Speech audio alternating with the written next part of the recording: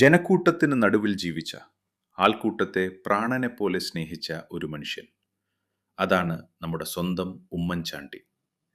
സ്വന്തം വേദനകളും അസ്വസ്ഥതകളും മറന്ന് ജനങ്ങളുടെ സങ്കടങ്ങൾക്ക് കാതോർക്കാൻ അദ്ദേഹം എപ്പോഴും ഓടിനടന്നു.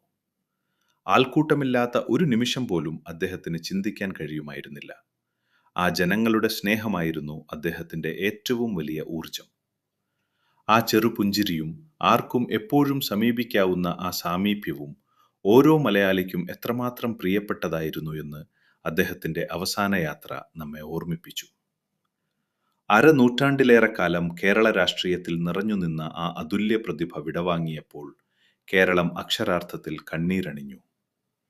അദ്ദേഹത്തെ അവസാനമായി ഒരു നോക്ക് കാണാൻ ഒഴുകിയെത്തിയത് സ്നേഹത്തിൻ്റെ വലിയൊരു ജനസമുദ്രമായിരുന്നു. കൊച്ചുകുട്ടികൾ മുതൽ പ്രായമായവർ വരെ ആ വേർപാടിൽ വിതുമ്പി.